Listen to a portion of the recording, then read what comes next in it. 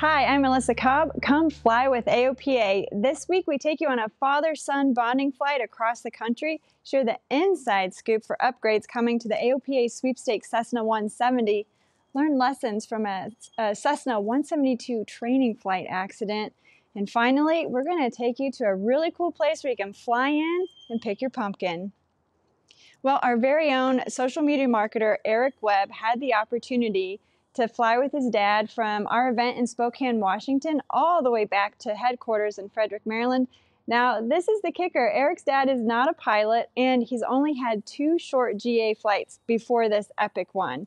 So let's see how their adventure went. We start this trip at Phelps Field in Washington State. We're flying the AOPA sweepstakes Cessna 170 on a long cross-country trip. This is 3224 Alpha Phelps, runway 4 left, clear for takeoff, right turn now, please. 4 left, clear for takeoff, right turn out, 3224 Alpha. We're taking the airplane from the AOPA hangout in Spokane, Washington, back home to AOPA headquarters in Frederick, Maryland. And fortunately, I won't be alone on this long trip. My dad, Steve Webb, who I'll call autopilot for the duration of this trip, is here with me. He flew out from Maryland to join me on the flight, and we're planning to bond and see the countryside. Our trip starts off pretty slowly. The old Continental 0300 in this airplane only makes 145 geriatric horsepower, so you can only imagine how long it takes to get to 11,500 feet, our cruising altitude. The smoke from the wildfires looks like a solid cloud layer ahead of us as we're flying directly into the sun, but we can see the ground off to the side and below us, with some mountain peaks sticking out along the way. It starts to clear up a little bit as we get closer to our first stop at Helena Regional Airport.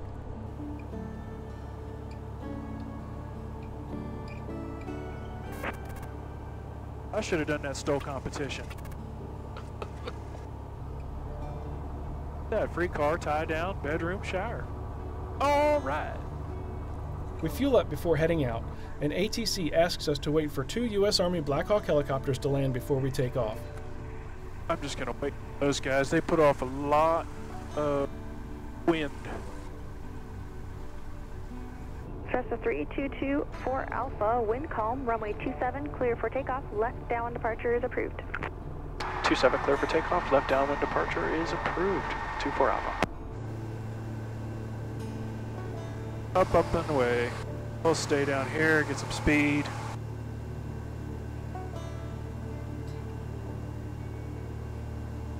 As we continue heading east, the terrain starts to flatten out and the smoke starts to clear, thankfully. We take in a nice view of the Yellowstone River on our way into Miles City, Montana.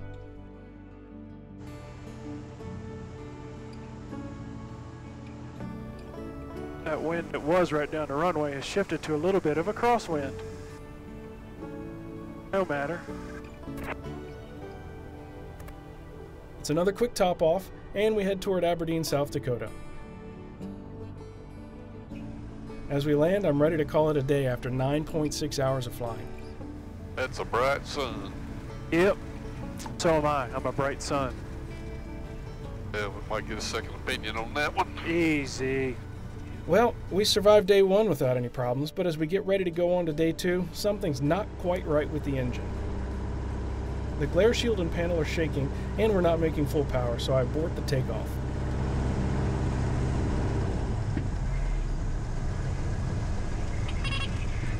We find a mechanic on field, and he finds a stuck valve on number 4 cylinder.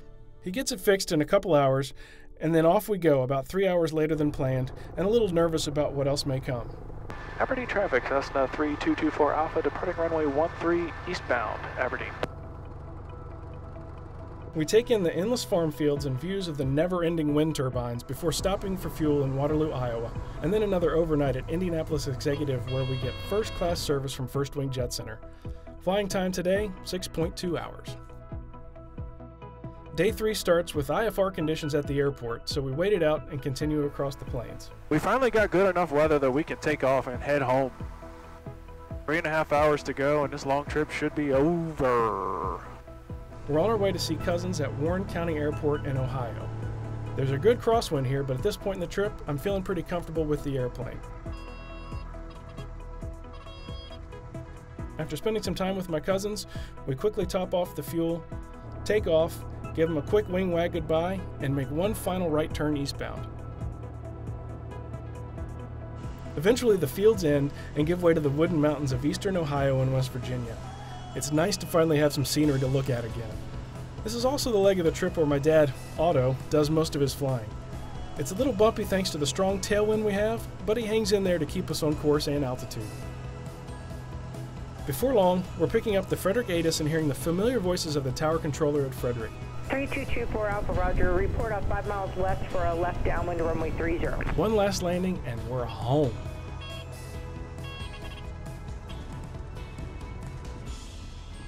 Overall, we flew 20.6 hours. And it's hard for me to imagine that until March of this year, I had never even flown to a destination that needed a fuel stop, much less an overnight. And I'm really grateful that my dad was willing and able to fly along with me.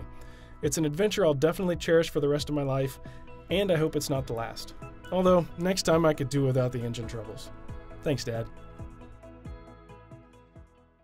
Well, Eric, I know that I love flying with my dad. I grew up flying with him, and it's always a special time, and I'm sure every pilot has, that someone they would love to take on an epic trip. So what's it meant for you and your dad?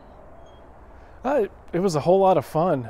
We've never taken a trip quite that long. I mean, we've gone on family vacations and things like that before, but never have been stuck in a vehicle of any kind together for 3 days. So that was a new experience for us, and we both survived. So we did not kill each other in the process. We didn't argue or anything like that. So either I had a lot of extra patience or he had a lot of extra patience, but either way, it was a fun time. And well, you've obviously been spending a lot of time in the 170. I'm sure that the left seat is kind of contoured to your body now. But can you tell us what's in store? Like, what are some of the upgrades that have been confirmed? Yeah, 47 hours to date in the 170. Wow. So we always have a lot of contributors, for those who don't know, that contribute products or services to the sweepstakes program. And the biggest one that we've had is Continental is going to donate an IO370 prime engine with 195 horsepower. Yeah, right. This one's got 145 geriatric horsepower, as I said in the video. We'll have 195 horsepower. Hartzell's also agreed to donate a 83-inch constant speed carbon fiber Trailblazer propeller. So that is really going to liven this thing up, especially for takeoff performance. And then Dave Stutz of Stutz Aviation is going to donate the STC. So we'll have a real fire-breathing backcountry beast on our hands once we get that started. But that's only the beginning. We've got several other mods, but we're going to keep those hush-hush for now and release them once everything's finalized. All right, well, for anybody who's interested in learning how to enter the sweepstakes, you can go to the link in our description. And I gotta say, this may be the best one yet, although I am a little partial to 170s myself. All right, well, thanks, Eric. So last week, unfortunately, there was a fatal accident. It was a Cessna 172 training flight. The flight instructor died and 2 students were seriously injured. And AOPA Air Safety Institute Senior Vice President Richard McSpadden walks us through this accident so that we can help become better, safer pilots by learning lessons from this. Let's take an early look at the Cessna 172 crash in Williamsburg, Newport News, Virginia. The crash was a training flight with an instructor and a student on board, and by some reports, another student in the back seat. The media and police reports have the aircraft departing runway 20 with the student flying. The report stated that the student pitched the aircraft up aggressively, the engine stalled, and then the aircraft plummeted. The instructor on board died. The 2 students on board sustained serious injury. So regardless of what the NTSB determines as the cause, there are a few things that this crash will highlight that we can learn from. The first is, with 3 people in a 172, or really anytime an aircraft like a 172 loses power on takeoff, the pilot will need an immediate push forward on the yoke to keep flying airspeed. So in this case, if there was an aggressive attitude and the engine had problems, especially with somebody in the back seat, the instructor or somebody would have had to push aggressively on the yoke to push the nose down to keep flying airspeed. So that's the first thing that we can remind ourselves in this scenario is, on takeoff roll in a 172, if the engine burps or has any problems at all, the immediate reaction is to push forward on the yoke to keep flying airspeed. Next, let's look at the potential that the student froze during the accident, that the student was flying and pulled back too aggressively on the stick and the instructor couldn't overcome it. We reached out to two organizations that are involved with flight instructors, the National Association of Flight Instructors and the Society of Aviation and Flight Educators, SAFE, and we asked them about this and what kind of tips they might have for instructors. SAFE reported that they did a survey and found that 65% of their members, who are all CFIs, had experienced some kind of student freeze-up where they had to forcefully overcome the flight controls. In Cessna 172s, it may not be well known, but we learned from SAFE that there's a bar connecting the two yokes, and instructors can put their foot on the bar that connects the two yokes and push forward and overcome the force of a student pilot pulling back with their arms. Legs have more strength than arms, and one instructor we talked to had used this technique 3 times to overcome the force of a student pilot. Another technique we've heard is to cover the eyes of the student pilot.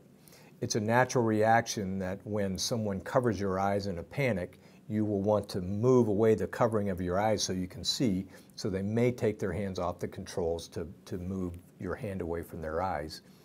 And the third technique we've heard is excessive physical force. If it came to it, to use whatever force was necessary to startle them and get their hands away from the controls. Those are all techniques for instructors to think about how they would regain control of an aircraft when a student is under panic. The next is the potential for a seat failure or a seat rail problem. There are products out on the market, seat blockers like the one pictured here, that are cheap and easy to install that prevent a seat from rolling back. That, in addition to conducting the airworthiness directive that's required every year to make sure the seat and the seat rails are within tolerance. The final issue is a potential of a flight control malfunction. So one final check before you take the runway after all flights are done to make sure your flight controls are free and correct and your flaps are set and your trim is set is always a good idea, just for an added buffer of safety. Well, one of the things I love about these early analysis videos is that no matter our experience level, all of us can learn something from what Richard shares. And I got to say, most of my time is in Cessna 172s. I learned to fly in them. That's what most of my instructing time given is in. And I didn't know that I could access the bar that connects the yokes with my foot in case I ever needed to overpower a student who froze on the controls. And I hope that you learned something valuable from Richard as well. Well, now I'd like to share with you a fun place you can go with your family this fall if you're looking for some warm, hot food, some pumpkins, some fun activities. Sierra Harrop flew into a pumpkin patch. Brady Valley traffic, flight of 170 is overhead midfield. We'll be making left traffic to land to the west, Brady Valley. I'm flying in Western Washington with Tegan LaPointe and their Cessna 170B named Beige Betty. We're in loose trail with Kristen Blocker and her 1948 170 named Jack. We're on a mission to get autumn treats and decor straight from the source. It's a beautiful approach, dog-legged off a river with good grass and plenty of windsocks, placed among the sweet corn and just across from the pumpkins. It's just a very cool, out of the way place that a lot of us like to come and get out of town. And Scott Chapman wouldn't have it any other way. He grew up on this working farm, fascinated by aviation. I was born and raised here. This is my parents' farm, my mom and dad's, and my dad purchased it in 1965-ish from his grandparents. Scott keeps the family farm going with pick-your-own produce and plenty of seasonal treats. We try not to commercialize our place. You won't find carnival rides here or pony rides or things like that. What we try to promote is open space. And so we have about 10 acres of grass that we try to maintain close to lawn that people can come have a picnic, throw frisbees, bring their dogs out on a leash. And obviously, 2 170s sitting here. We let airplanes fly in and out. And Western Washington pilots make a day of it frequently. Well, today I'm really just kind of exploring, and seeing, like I said, everything's growing up now. Oh, I just realized it was an airplane. I was looking at it the wrong way. Okay, hold on. Now I have to redo it. It is an airplane. I picked up pie and I've been eating pie. I've got a bunch of vegetables. How much of your pie is left? half. I may have eaten half my pie already. But we've come down and gone to the river and, you know, just sat out here and kind of enjoyed the view and the silence too, which is really nice. We don't get that back where we are. Tegan and Kristen find the spot a great way to unwind from the daily grind. It's a very, very unique place for pilots to be able to fly into. The airstrip is not charted, but pilots are welcome to come. It's probably a good idea to reach out to Chapman Farms on Facebook for the latest information about field conditions, and ideally to get a good briefing from a pilot who's been in there before, or just go in with somebody before you try it yourself. The approach is through the trees and down the river. It's just it's a really fun place to fly into. I wouldn't say it's challenging, but it's abnormal. At Chapman Farms near Montesano, Washington, Sierra Harrop, AOPA pilot. Well, hey Sierra, so you've been to all kinds of cool places across the country as a videographer for AOPA. How does this one stand out as a destination that pilots should go to? It is one of the coolest things I've ever done. I got to fly in there with my friends Tegan and Kristen, and Chapman Farms is an amazing spot. I mean, it's right on that river, and it's a honest-to-goodness working family farm. And Scott Chapman just loves aviation, so he wanted to open it up to the pilot community to come in there. So it's, as Tegan said in the piece, it's not a challenging strip. It's just a little bit different. It's not charted. It is open for people to come use, which is unusual for a private farm strip. But they just love having people come in and out of there, and it's super cool. I mean, where else can you fly in and pick a pumpkin and do all the, you know, farm-related stuff right there with your airplane on the grass? Cool. So did you pick a pumpkin?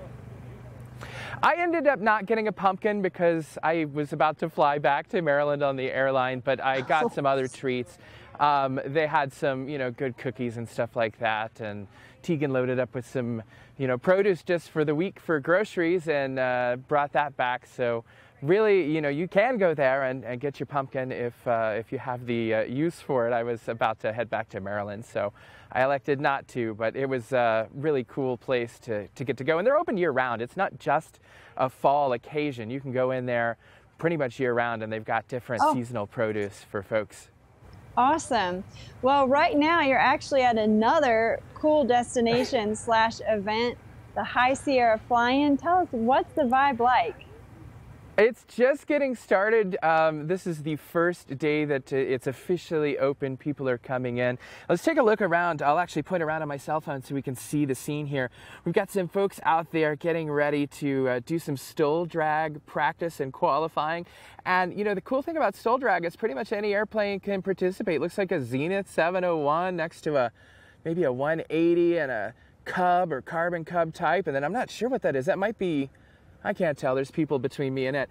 But lots of different airplanes here. There's everything from, you know, your traditional backcountry stuff to, I know that somebody's bringing in a Glass Air. So this is a really good surface, and it's a really fun event. You can see that Husky there in the foreground. There's the stole drag lanes where people will be qualifying and having a chance to participate in stole drag, which is kind of the highlight of the event. So it's really cool. Everyone's happy to be here. It's like a big family getting back together. Once you've been here 5 or 6 years, everyone knows you, and it's just a great communal event way out in the middle of nowhere where like-minded people get together, and we have this fun every third weekend of October. Okay, thanks, Sierra. I know we're going to have more from you here in a couple of weeks. Have fun and stay safe out there. All right. Well, and I hope you enjoyed Fly with AOPA. Thanks for coming along with me. And finally this week, I leave you with some beautiful fall foliage. Our very own digital media managing editor, Jim Moore, got the footage with his drone, actually, and it's of the Vermont mountains. Now, I'd love for you to send in your flying videos as well. We might include it on a future show. Enjoy. I'll see you next Friday.